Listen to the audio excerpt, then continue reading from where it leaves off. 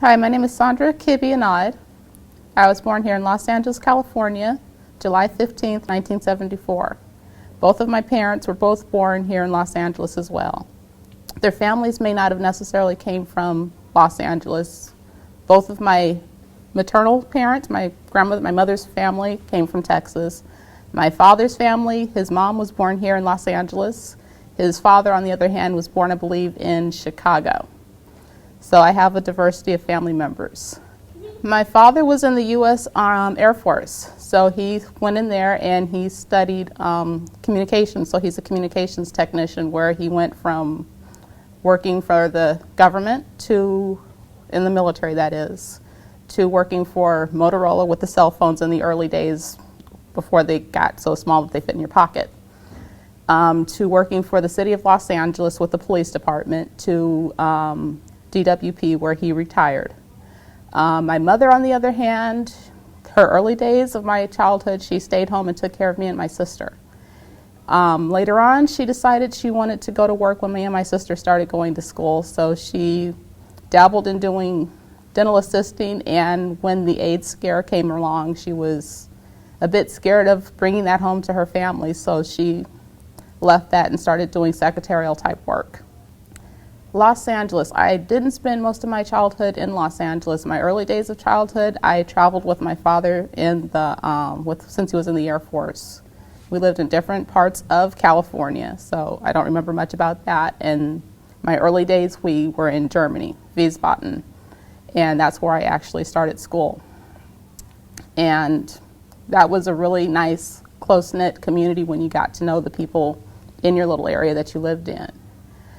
We did move back when I started first grade here in California.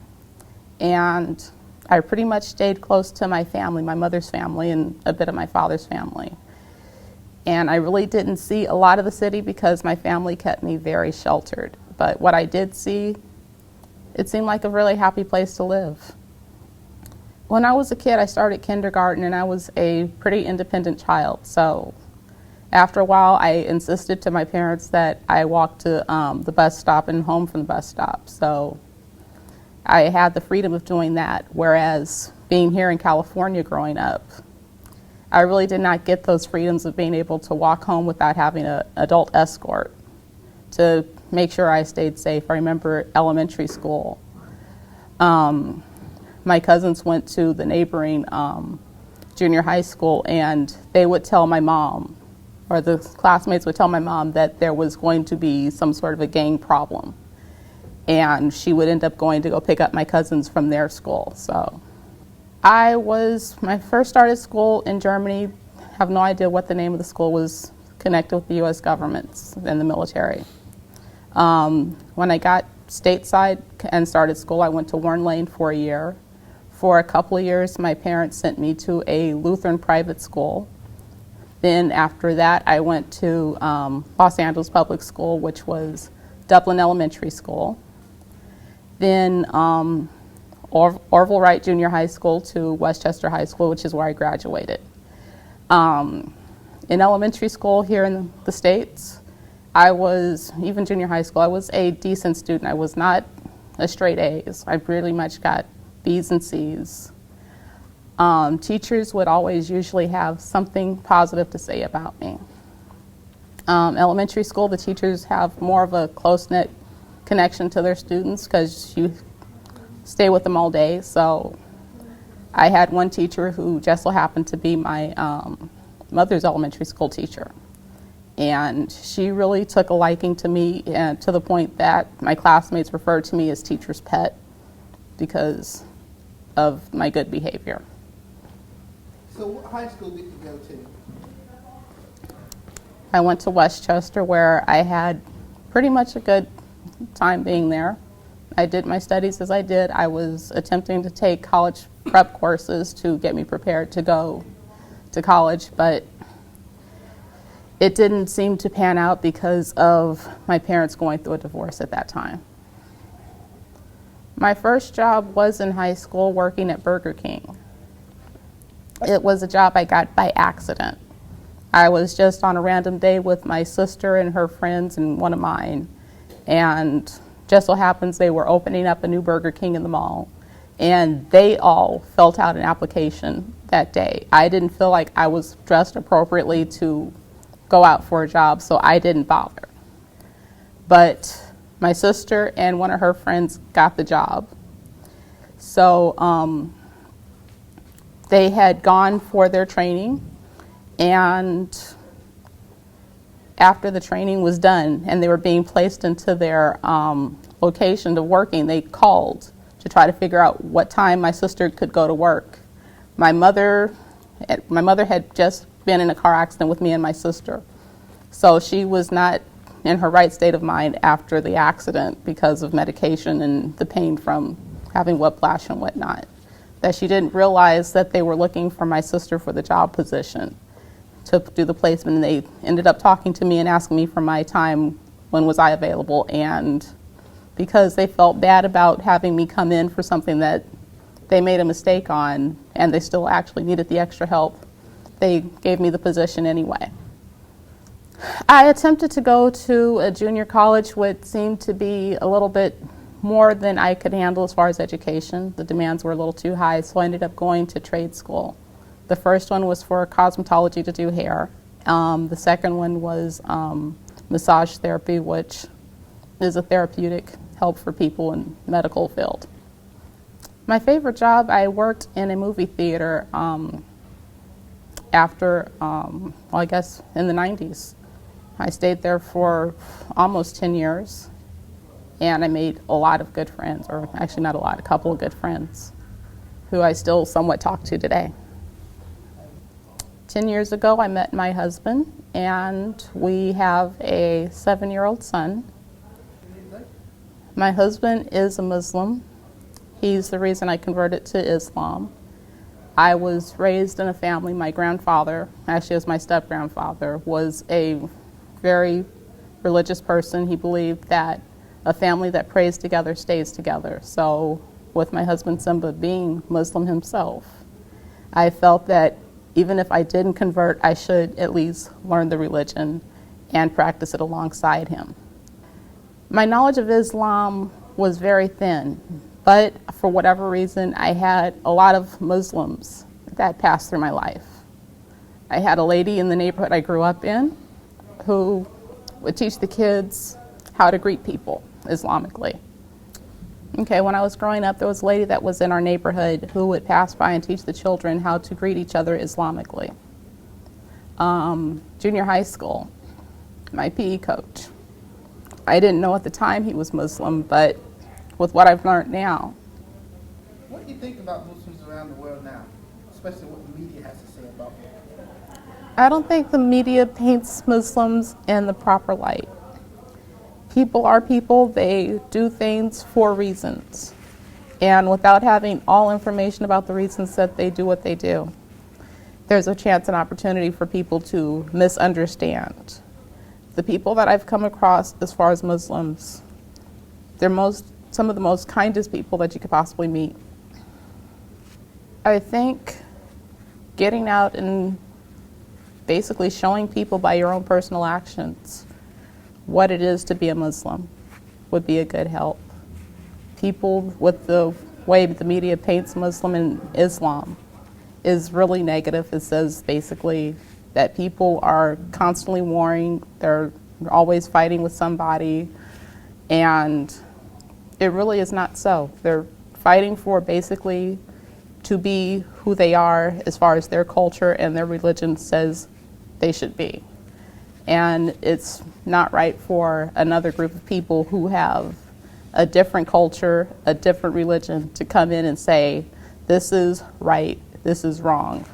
But if you're going out and showing people how to be, because you're following your practice to your best of ability and your understanding, and you're showing that regardless of what religion you're practicing, you're a good person, you show that Islam is possibly a good thing that you may want to look into for your own personal practice. I think it does have a longevity. The United States has always been a place that has been looked at as being a melting pot. It's different cultures, different ideologies, different beliefs coming together and becoming one. And as long as people work together, learn about each other, there's a possibility for everything mixing together and becoming harmonious. If people open up their hearts and their minds to learn and understand each other, there's more of a possibility for the two to meet and be harmonious and work together. I converted to Islam because of my husband's practice. I grew up in a family of Christians.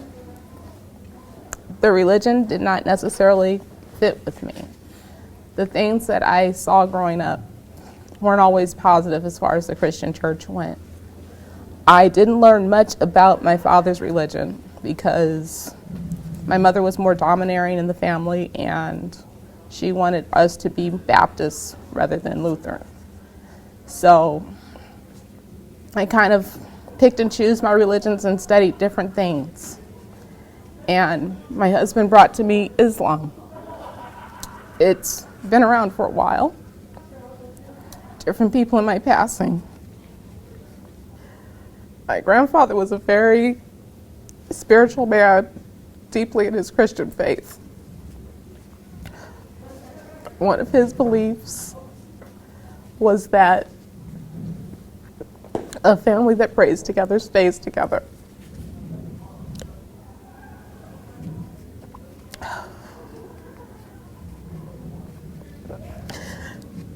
He was rather distant, but he's been there for a good portion of it. So when you converted to Islam, did you think about those things, so your grandfather, and how were you treated as far as your family and community when you converted to Islam? Was it anything like the way, now was your husband a born Muslim or did he convert as well? My husband converted to Islam before I met him. He wasn't completely practicing because he was dealing with his own personal dilemmas with life and religion. But he had made a decision along the time that I first met him that he wanted to get back into practicing Islam. And he guided me to practicing myself. My family was very upset about me converting. My mother's family especially.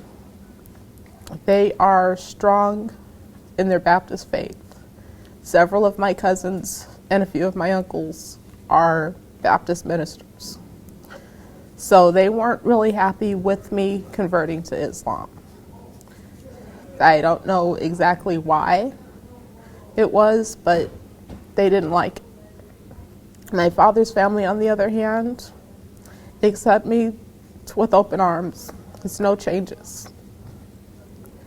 My friends come from all different cultural backgrounds. So with the negative media publicity, they had questions. They had a bit of fears, but they felt that since I'm the friend, they've known me for a long time, they could ask me some things that they questioned and didn't understand. For whatever reason in life, positive really doesn't show itself. Like I said, my father's family don't look at me any different. I'm basically the same Sandra that they knew when I was growing up. And regardless of if I wear a scarf or not, they still see me as me. Allah, I look at that as being another word of God. The person that created the world and gave us the basis of a place that we live in. The universe is a vast place that we as humans, as the small space of it that we can, need to protect and care for and not allow our religious differences or cultural differences to cause us to not have it. The name of the Prophet. The Prophet is a guide of how to follow and be the best person that you could possibly be. What about the word zakat? Zakat, very important word. People need to reach out to their community, their fellow man, and help them whichever way they possibly can. Zakat does not necessarily mean that you go into the mosque or your church and give donations. It's helpful, they do need it, but that's not the only way you can give. I believe zakat also equates to you giving of yourself. Volunteering at your church, volunteering at your mosque, volunteering at a homeless shelter, seeing somebody in the streets who may have ran out of gas or doesn't have any food to eat, helping them. Zakat is humanity coming together and helping one another. What about the word human? Human, we are all human, and as long as we're focused on the fact that we're a different color, our families come from different places, we speak different languages, we practice different religions, we practice our religion differently, we're going to take away the fact that we're human. We all bleed, we all have to eat, we all have to sleep. And religion and culture, it just gives us a fact of who we are and how we exist in life, but we are all still creations of Allah. Well, in our initial interview, you told us that you were an artist, and that's a little bit more positive, maybe make you stop crying a bit over that. You said you were a crafter. Now, explain to us arts and crafts. Arts and crafts. My father's family, from what I understand, my great-grandmother's family are Native Americans. So there are crafts that they pass down from generation to generation. Growing up, when I would spend time with my great-grandmother or my grandmother, both of which are no longer with me, they would teach me how to sew, crochet, and knit. Things that I carry with me every day. It's knowledge that I carry on to create things that I need: clothes, wallet, purse, things to give to others to help keep them warm, like scarves. It's a gift that was given to me by them.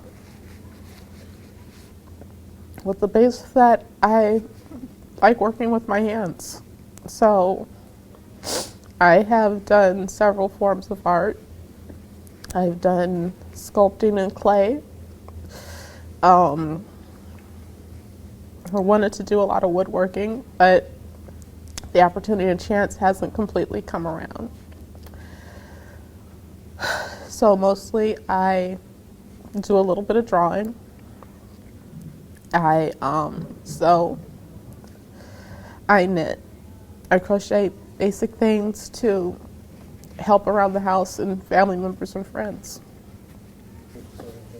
In school, I took silversmithing, which I would love to get back into, but it's very expensive and a bit on the toxic side, so it's not safe to have around my son until I actually have a complete workspace.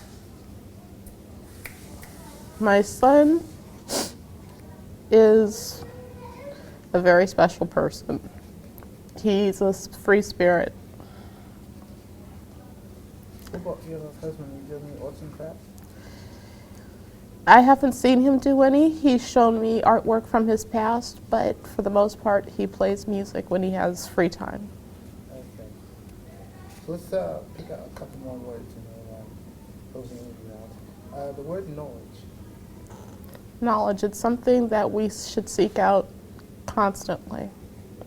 Whenever you think you know something, 9 times out of 10, you don't know anything. It's a constant quest that we as humans need to seek out about ourselves, about the people around us, about our religion, about other religions. We all need to continue looking for more information to get a better understanding about the world around us. And again, going back to your specialty, the word art. What do you want to know? What does art mean to you? Art is a personal expression. It tells who you are as a person, what it is that you believe in, and how you care